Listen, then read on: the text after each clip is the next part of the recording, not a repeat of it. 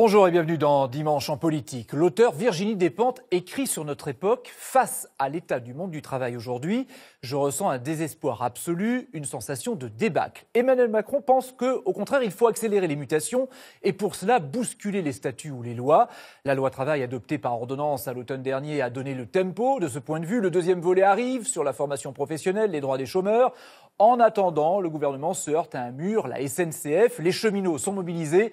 Vont-ils entraîner d'autres catégories dans leur sillage? On va en parler avec Muriel Pénicaud. Bonjour. Bonjour. Vous êtes ministre du Travail et vous êtes notre invité ce midi.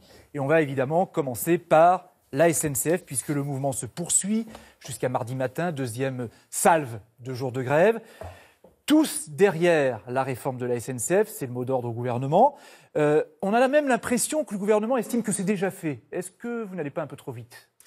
Je crois que ce qu'on essaie de faire, on a une conviction, c'est que le statu quo, ça serait une catastrophe. Je pense qu'en France, on est tous très attachés à un service national, public de train. Mais pour ça, je crois aussi qu'il faut constater de façon réaliste la situation, avec des trains dont la fréquence, la régularité se dégradent, une qualité de service qui se dégrade, des infrastructures qui ne sont pas au point, qui ont été sous-investies dans le temps, et une ouverture de la concurrence qui va amener plus de trains, des trains moins chers, mais pour ça qui amène une transformation de la SNCF. C'est intéressant ce que vous dites, parce que vous avez siégé au conseil d'administration de la SNCF il y a quelques années. Pourquoi personne ne s'en est aperçu avant ? Si, mais... Personne n'avait tiré la sonnette d'alarme ? Mais je pense que l'État n'a pas pris ses responsabilités suffisamment tôt. À l'époque. Parce qu'on a laissé pendant des décennies une dette s'accumuler énorme. Aujourd'hui, c'est 46 milliards de dettes. Et puis, surtout, on a laissé une qualité de service qui s'est dégradée. Je pense qu'aujourd'hui, les usagers, les Français, veulent autre chose, les cheminots aussi. Et donc, il faut trouver une voie pour faire... en effet, disent qu'éventuellement, ils peuvent discuter. Mais cette fois, vous avez vu, tous les cheminots sont unis, tous les syndicats de cheminots. Ce qui n'était pas le cas au sur moment le de la fait qu'ils ne sont pas d'accord pour l'instant sur un certain nombre de points. Ils ne sont pas forcément unis sur les solutions, ni sur les modalités d'action. Mais de toute façon, il faut un dialogue. C'est normal qu'une transformation aussi importante, qui n'ait pas eu lieu pendant des décennies, dans une situation qui aujourd'hui est assez critique, ne soit pas comme ça quelque chose qui arrive facilement. Il faut beaucoup de débats. À ce front syndical quand même qui existe, il est là, même s'il y a des nuances, ce qui n'était pas le cas au moment de la loi travail, puisque CFDT et FO n'avaient pas manifesté, par exemple. Y a-t-il un problème avec les syndicats de la SNCF ?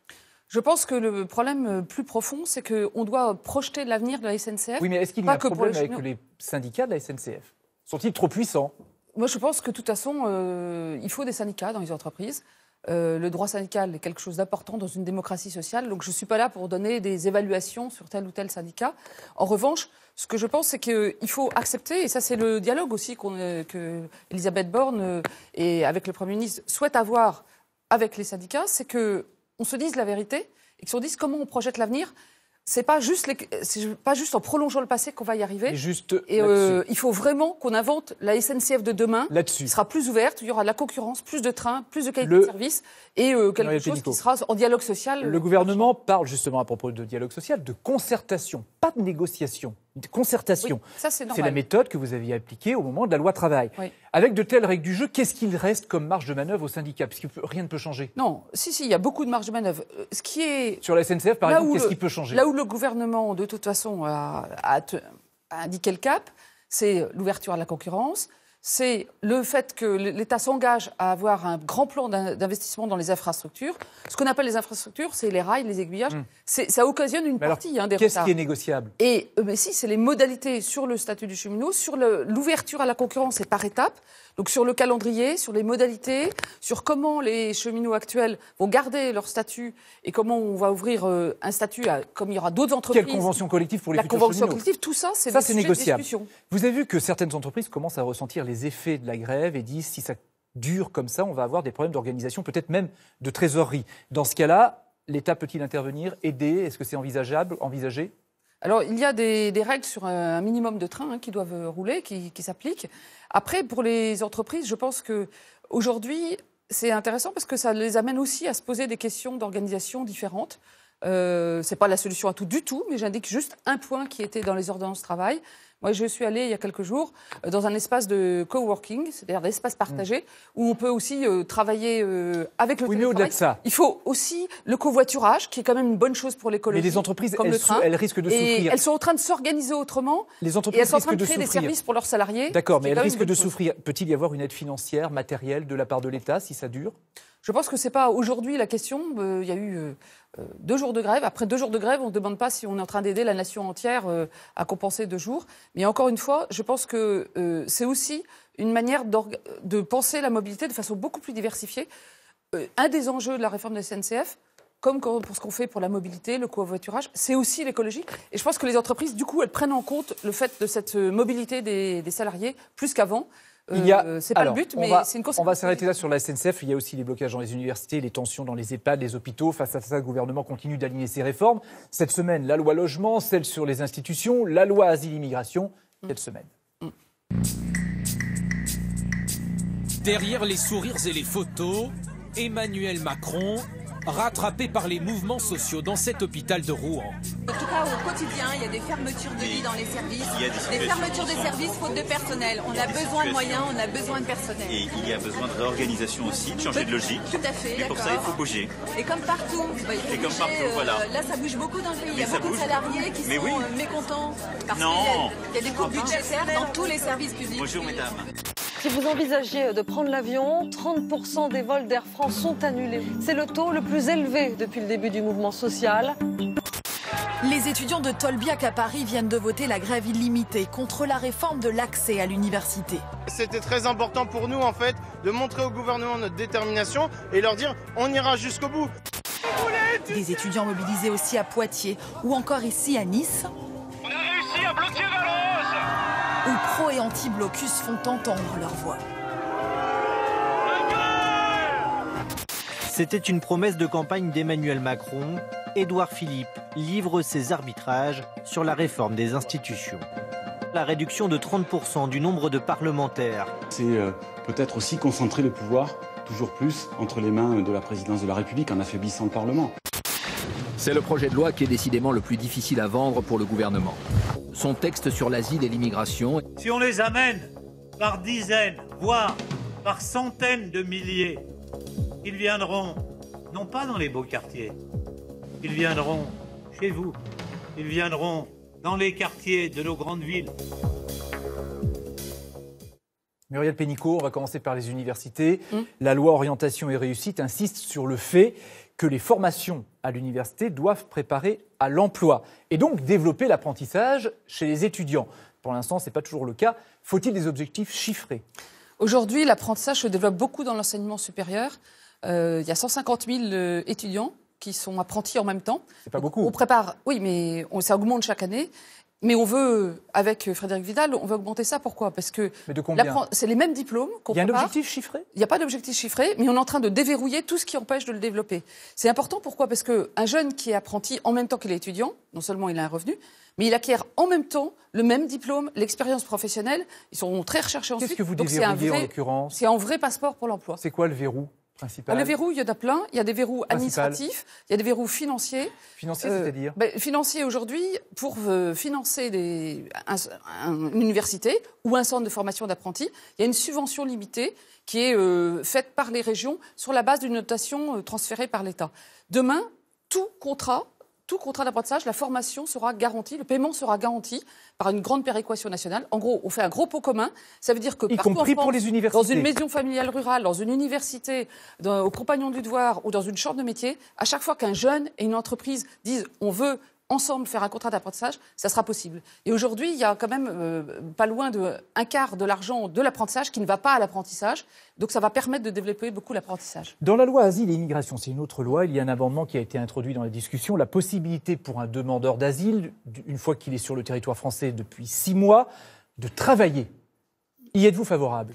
Alors la première chose, y êtes-vous favorable ? Il y a deux mesures qui doivent aller ensemble. Il y en a une, c'est aujourd'hui, quand un demandeur d'asile fait son dossier, en moyenne, on lui répond au bout de 18 mois. D'accord. Non, mais est-ce que vous êtes on veut les ramener à 6 mois. D'accord. Si Est-ce que vous êtes favorable à mois, ça? Je pense que, sous réserve de bien vérifier que ça ne met pas des situations d'inégalité avec d'autres, c'est une bonne chose. Il y a quelques jours, j'étais dans un centre AFPA qui forme des demandeurs d'asile qui ont été reconnus demandeurs d'asile, donc ce sont des réfugiés qui font sur des métiers aujourd'hui qui manquent de main-d'œuvre. Par exemple, dans quel domaine? La couverture, par exemple, faire des toits en ardoise. D'accord. On cherche partout des gens. Donc, ils veulent apporter à la nation aussi. Donc les demandeurs, sauf que les demandeurs d'asile, ils ne sont pas sûrs d'avoir le statut de réfugié. Ils peuvent être renvoyés au bout de quelques mois. Mais si, au bout de 6 mois, on aura fini la procédure, donc du coup, le 6 mois devient à la fois le délai pour avoir une réponse, et puis le début d'une vraie intégration. D'accord, mais qui passe imaginons, on peut imaginer aussi, vous avez Gérard Collomb qui parle de submersion de certains réfugiés.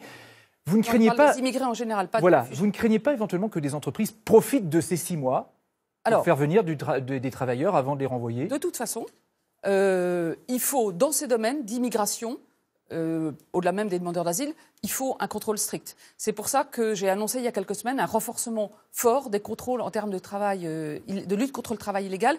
Et ensuite, nous faisons une action qui sera de plus en plus concertée entre l'inspection du travail, l'URSSAF, les impôts, la police, la gendarmerie. Parce qu'évidemment, il y a une minorité, mais il y a une minorité qui peut chercher à abuser de cette situation. Il faut être... Ça existe. Ça existe, ça a toujours existé. C'est pour ça qu'on va renforcer le contrôle. Et là, par contre, il faut être intraitable pour ceux qui essaient de créer des filières illégales. Vous avez présenté cette semaine la loi pour la liberté de choisir son avenir professionnel. On va y revenir sur des aspects pratiques tout à l'heure. Mais pour cette loi, c'est la suite, si on veut, de la loi travail. La loi travail, ce n'était pas ordonnance. Dans ce cas-là, est-ce que ça pourrait passer par ordonnance? Non, ça a déjà été annoncé que pas la par loi ordonnance. Serait... c'est définitif. Oui, mais le projet de loi sera... les ordonnances, nous avons utilisé pour le Code du travail l'année dernière parce que c'était une promesse du président de la République d'aller rapidement sur ce sujet. Et donc le système d'ordonnance qui amène aussi un débat démocratie sociale avec le patronat. Mais là, pas d'ordonnance sur ce sujet-là. Mais sur ce sujet, au contraire, j'allais dire sur un sujet comme ça, on aura un long débat certainement au Parlement, mais c'est une loi tellement importante, ça va donner des droits à chacun. On va y revenir tout à l'heure. Mais je pense que c'est très important qu'on ait le débat. Il y a un aspect polémique. Il y a un grand débat public. Parce qu'il y a un aspect polémique sur ce projet de loi, c'est sur l'Unédic, l'assurance chômage. Parce que pour l'instant, elle est gérée par les syndicats et le patronat. Vous dites l'État doit fixer des objectifs, à la fois pour faire des économies sur la gestion du système. En un mot, clairement, directement, c'est une reprise en main par l'État de l'Unédic. Alors, nous avons écarté l'idée de la nationalisation de l'Unédic, qui était une hypothèse. Et nous avons décidé d'aller vers un système plus régulé. Régulé, ça veut dire quoi? Régulé sous surveillance de l'État. Oui, mais l'État met une partie de l'argent, d'une part. Et d'autre part, c'est la lutte contre le chômage. Enfin, tous nos concitoyens, ils ne comprendraient pas que l'État soit absent du sujet de la lutte contre le chômage et de l'Unédic. Enfin, je pense que c'est un peu du bon sens aussi. Donc, l'État ne fixera pas les règles d'indemnisation, ça restera le patronat et les syndicats. C'est eux qui ont cette responsabilité. Mais dans un cadre donné. Mais dans un cadre où, par exemple, l'État peut dire je souhaite qu'il y ait la trajectoire financière tienne compte de la baisse du chômage, ou disent je souhaite que dans vos négociations, vous preniez en compte d'avoir plus de CDI et de lutter contre la précarité. On va y revenir tout à l'heure. D'orientation que pourrait prendre l'État. On va y revenir. Mais on accueille d'abord Renaud Dely, directeur de Marianne, qui est avec nous aujourd'hui. Bonjour Renaud. Bonjour Francis. Bonjour Muriel Pénicaud. Bonjour. On l'a vu, on l'évoquait à l'instant, le climat social est en train de changer, il se tend, il y a des conflits qui se multiplient, il n'y a pas que la SNCF, Air France, les universités, etc., les EHPAD, plein d'autres. Est-ce que cette période est un tournant à vos yeux, alors que depuis le début du quinquennat, rien ne semblait vraiment résister au gouvernement? Je ne pense pas que c'est un tournant, mais le pays n'a pas eu de réforme profonde depuis bien longtemps. 10, 15 ans, 20 ans dans certains domaines. Le Code du travail, c'était plutôt 30 ans. Le résultat, c'est qu'on a beaucoup de choses qui ne fonctionnent pas dans le pays. Et je crois que c'est pour ça que les Français ont élu Emmanuel Macron et qu'il a nommé ce gouvernement. C'est pour faire des transformations. Simplement, maintenant, il y a beaucoup de transformations en cours. Là, ce qui semble commencer à fonctionner, c'est le mécontentement, en tout cas. Parce qu'elles sont toutes nécessaires, elles sont toutes différentes. Le sujet des EHPAD n'a rien à voir avec la SNCF. Et encore moins avec l'université. Mais je pense que c'est logique que à chaque fois qu'il y a une grande réforme sociale, qu'il y a une grande réforme des systèmes, c'est normal qu'il y ait débat, c'est normal qu'il y ait des gens pour, des gens contre. Et il y avait la marche sur l'Europe. Voilà, sur un tout autre sujet. Hier, Muriel Pénicaud, avec comme une dizaine de vos collègues du gouvernement, vous avez participé à la grande marche pour l'Europe lancée par le mouvement En Marche. Je crois que vous étiez à Melun, d'ailleurs. J'étais à Melun. est-ce qu'on ne peut pas vous reprocher, puisque cette grande marche, elle vise, évidemment, c'est déjà le lancement de la campagne des élections européennes, de faire campagne pour les élections européennes avec les moyens de l'État? C'est pas... D'abord, c'est La République En Marche qui organise ces événements. Précisément. Mais ce n'est pas la campagne. C'est organisé par un parti politique pour les élections européennes. La campagne, je pense que... On ne peut pas dire en même temps... Est-ce que ce gouvernement écoute assez les concitoyens et qu'on va écouter les citoyens dire je ne devrais pas les écouter, il faut choisir. Non, mais avec les moyens de l'État. Ce sont les ministres qui sont mobilisés pour une campagne électorale. Quand je suis sur mon temps personnel un samedi en train de faire, ce n'est pas les moyens de l'État qui sont mobilisés. Ce n'est pas les moyens du ministère. Vous disiez juste qu'effectivement, c'est organisé par le parti politique. Moi, j'assume, je fais partie de La République En Marche, je l'ai fait partie avant d'être au gouvernement. Un gouvernement n'est pas apolitique. Et donc, on a des convictions. Et je pense que, justement, ce qu'on veut, c'est écouter ce que nos concitoyens disent sur l'Europe, ce qui marche pas, leurs attentes, leurs doutes, pour... en amont de la campagne, pouvoir préparer en tout cas, au ministère du Travail, avant la campagne, vous ne chômez pas, on vous a suivi, au chômage technique, on apprend au passage votre passion pour la photo.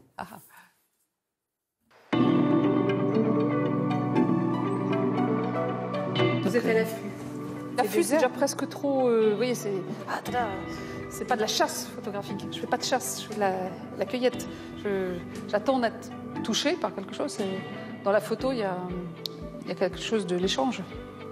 Et celle-là, c'est en baie de Somme. C'est juste avant l'envol, avec, vous voyez, au-dessus de la crête des pins. Donc un sentiment de j'y vais. C'est un moment très subtil. Je crois vraiment que chacun a un potentiel, chacun a une capacité à déployer ses ailes dans la vie. Et en tout cas, ça me fait lever le matin. Muriel Pénicaud, 62 ans, hérite du stratégique ministère du Travail. Un ministère qu'elle connaît. Elle y a conseillé Martine Aubry au début des années 90. Vous reniez pas ce côté très à gauche? Moi, je renie... Ah, mais c'est pas ça, comme ça que je vois les choses. Moi, je renie rien de ce que j'ai vécu. J'apprends de tout. Je pense que beaucoup de gens, ils l'ont montré dans l'élection présidentielle, ne se retrouvent pas dans les catégories gauche-droite telles qu'elles sont. Mais c'est dans le privé qu'elle a fait l'essentiel de sa carrière. 20 ans à des postes de direction chez Danone ou Dassault Systèmes. Elle siège au conseil d'administration d'Aéroports de Paris, de la SNCF ou d'Orange. Ça vous a aidé d'avoir été DRH? Ah oui. D'abord, 21 ans d'entreprise. Quand je parle aux entreprises, je sais ce que c'est. Quand je parle aux syndicats, je sais ce que c'est. Quand je parle aux salariés, je sais ce que c'est. L'entreprise, c'est pas une île déserte dans un coin de la société. Il faut relier tous ces mondes-là. C'est peut-être ça, la même version du en même temps, c'est faire des ponts dans tous les sens. Si Emmanuel Macron n'était pas arrivé, qu'est-ce que vous auriez fait? Je serais certainement pas au gouvernement, quel qu'il soit, ça je peux vous dire. Car ça serait le pire des messages. Si la croissance repartait, que les entreprises ne trouvaient pas les compétences dont elles ont besoin pour grandir. Vous aimez bien vous prêter au jeu des selfies? Vous savez, dès que c'est humain et que c'est direct, moi j'aime bien. Renaud. Muriel Pénicaud, on vient de voir dans le sujet que vous étiez membre de conseil d'administration de certaines entreprises. Est-ce que c'est pas un mélange des genres qui peut... Voilà, mais en tout cas, que c'est un mélange des genres peut-être entre membre de conseil d'administration d'entreprises publiques et puis ministre qui pourrait choquer peut-être autant que le cumul des mandats. Bien sûr, j'ai démissionné immédiatement dès que j'ai été ministre. Je n'ai plus aucun mandat dans... Mais le cumul dans les conseils d'administration, est-ce que c'est pas aussi choquant que les cumuls de mandats des électeurs, des élus, pardon? Quel cumul? Que vous aviez. Et j'ai pas de cumul. Être présent dans plusieurs conseils d'administration. J'étais présent dans 2 conseils d'administration, à titre bénévole pour la SNCF. En ayant, mais c'est pas une activité à temps plein, notamment dans le conseil d'administration, en même temps que j'étais dans d'autres fonctions. À la SNCF, je représentais l'État. Donc, mais ça fait cumul de mandats. On reproche ça aux députés. Non, mais attendez, les membres de conseil d'administration, ce sont des gens en activité, secteur public ou secteur privé. Mais c'est cumul quand même. Mais non, c'est pas un cumul. Bon. Voilà. Enfin, là, je crois que c'est vraiment, on joue sur les mots pour des choses qui n'ont rien à voir. Retirer tous les membres de conseil d'administration, des associations de France, des fondations et des entreprises, vous allez voir ce qui se passe. Enfin, c'est absurde. Changeons de sujet. La réforme institutionnelle qui a été lancée et présentée cette semaine, elle vise notamment à réduire le nombre de parlementaires de façon assez spectaculaire. Vous pensez que c'est une bonne chose, vous, qu'il y a trop de parlementaires aujourd'hui, il y a trop de députés, par exemple, à l'Assemblée nationale? Alors, je pense que cette réforme constitutionnelle, elle est beaucoup plus large que le sujet, mais elle inclut le sujet du nombre de députés. Aujourd'hui, il y a 577 députés. Réduire d'un tiers, ça va pas, les Français ne seront pas moins représentés. Mais il y a beaucoup de sujets de fonctionnement, d'efficacité. Je pense que les Français ont besoin d'un Parlement fort Et c'est pas forcément 577 députés, ça veut dire que chacun a une part de voix qui est assez faible. C'est une perte de quand temps, ils seront l'Assemblée nationale, 420, vous trouvez ? ils auront une part de voix plus importante. Renaud, vous posez une question, vous l'avez peut-être Quand vous entendu. dites une question d'efficacité, vous pensez que les débats à l'Assemblée nationale, souvent, c'est une perte de temps aujourd'hui en termes d'efficacité? Non, c'est jamais une perte de temps de débattre entre le gouvernement et le Parlement, mais un député qui a une voix sur 577, demain, il aura une part de voix plus importante. Alors, on va parler maintenant d'un dossier concret qui concerne la Poste, notamment. Alors, parce que vous avez autorisé récemment, Muriel Pénicaud, le licenciement d'un syndicaliste sud à la Poste qui avait séquestré un cadre. Or, il s'avère que ce syndicaliste, vos prédécesseurs, notamment Xavier Bertrand, puisque cette affaire remonte à 2010, avaient refusé ce licenciement. Vous l'avez validé. Pourquoi est-ce que vous avez fait ce choix qui a ému un certain nombre de représentants syndicaux? Est-ce que c'est une forme d'avertissement ou la volonté de faire un exemple? Alors, je suis ravie de votre question. Ça va permettre d'être très factuel, parce que beaucoup de choses fausses circulent. Il faut savoir que 11 salariés avaient été poursuivis en justice pour séquestration en 2010 d'un cadre de la Poste. 8 ont été condamnés, 3 ont été condamnés en appel, dont M. Kirante. Qui est syndicaliste sud, je le dis. Parce qu'on appelle condamné au pénal. C'est pas une petite chose. Condamné au pénal. Mais votre prédécesseur avait refusé son licenciement. Le temps que toutes ces procédures existent, avant que la condamnation en appel au pénal arrive, mon prédécesseur avait refusé. Depuis l'année dernière, le tribunal administratif a jugé illégale la décision de mon prédécesseur de refuser le licenciement, puisqu'il y a eu condamnation pénale. Mais vous auriez pu refuser quand même.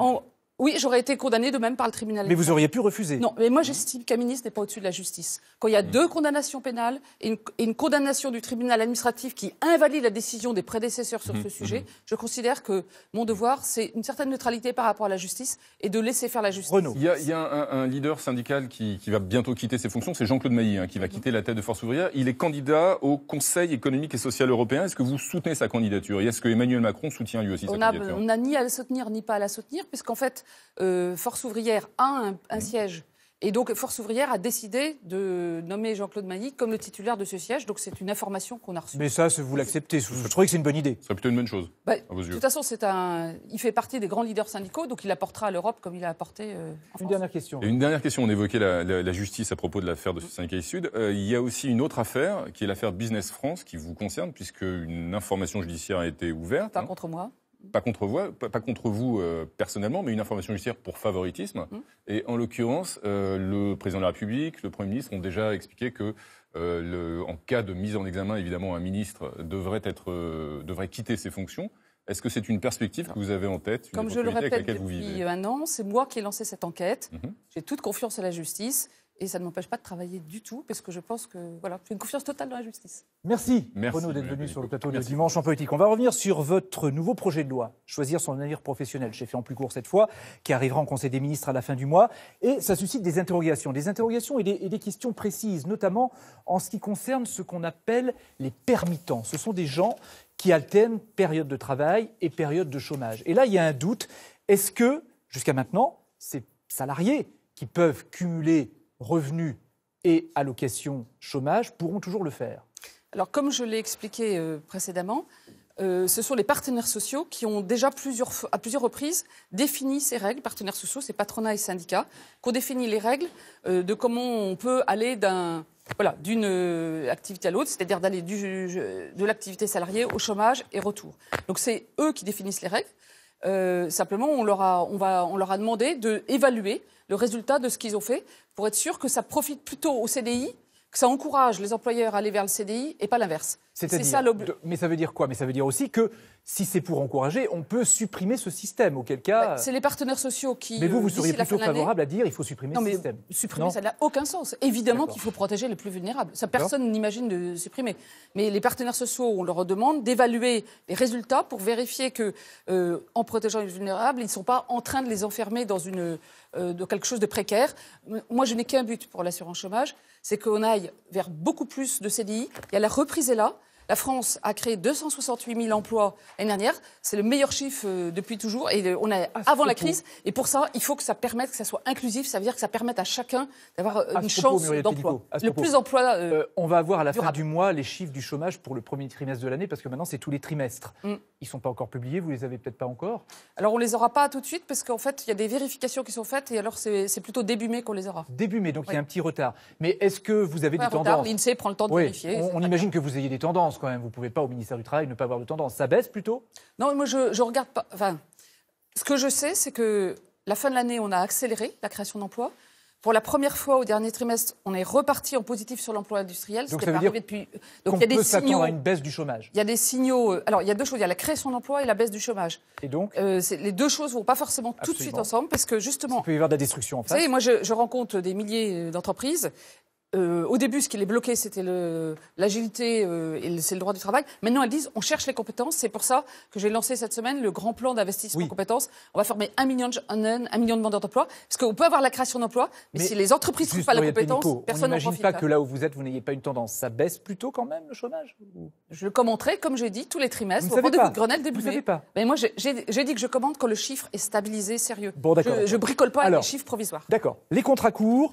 Là, vous laissez plus de temps aux branches pour déterminer les critères des contrats courts. C'est le même temps. On a plus de temps. Vous laissez du temps. Et vous aviez dit, bon, attention, s'il y a trop de contrats courts, on pourra imposer un bonus-malus sur les entreprises ou sur les branches. Donc les conclusions, vous les attendez pour le 1er janvier 2019. Les branches vont devoir établir leurs règles. Si elles n'établissent pas leurs règles, vous imposerez le bonus-malus? Alors, oui ou non? Le patronat et le syndicat, les patronats et les syndicats nous ont demandé de négocier entre eux jusqu'au 31 décembre, ce qu'on a accepté. Et ce que la loi va permettre, c'est s'ils n'aboutissent pas de leur négociation, que l'État intervienne dans ce domaine. Pourquoi? Parce que de quoi on parle? Bonus-malus. Il y a des entreprises qui recourent de façon excessive au CDD, à l'intérim. Et vous savez, pour quelqu'un qui est en CDD, en intérim, trouver un logement, emprunter, c'est très difficile. Et les jeunes qui n'arrivent jamais à entrer sur le marché du travail de façon stable, ils ont envie aussi de CDI. Et dans le même secteur, il y a une autre entreprise qui peut être concurrente qui, elle, a recours au CDI. Celle qui a recours au CDI, elle paye pour les autres. Il n'y a pas de raison. Si des branches n'arrivent pas à un accord, l'État imposera... L'État aura la possibilité, par la loi lui autorisera à le faire. Et vous le ferez? On va évaluer la situation pour voir... Mais vous le ferez, c'est l'idée. On envisage la possibilité fortement, sinon on ne le mettrait pas dans la loi. On va terminer par un bruit qui court. Ce sont ces millions d'abonnés de Facebook qui ont vu leurs données personnelles utilisées sans qu'ils le sachent. 1 700 000 personnes en Europe. Et aujourd'hui, on sait que les réseaux sociaux, ça fait partie de la vie des entreprises. Demandez-vous, est-ce qu'il y a une réglementation plus stricte? Alors, on a plusieurs enjeux dans le numérique. Mounir Majoubi, avec tout le gouvernement, y travaille. On a un sujet de protection des données personnelles, on a un sujet d'imposition des entreprises étrangères qui ne sont pas fiscalisées en France. On a un sujet d'inclusion numérique, c'est pour ça qu'avec Mounir, on a annoncé 10 000 formations dans le numérique il y a quelques jours. Mais sur la protection des données, oui, c'est un sujet majeur, mais comme il faut qu'on ait aussi une vraie stratégie européenne là-dessus, là, on a besoin d'Europe sur ce sujet-là. Est-ce que Facebook doit rendre des comptes précisément? De toute façon, là, les procédures sont en cours. Mais ce qui est certain, c'est que la protection des données est très en haut de l'agenda du gouvernement et je pense que sera en haut de l'agenda européen aussi sur l'industrie numérique. Merci Muriel Pénicaud d'avoir accepté notre invitation.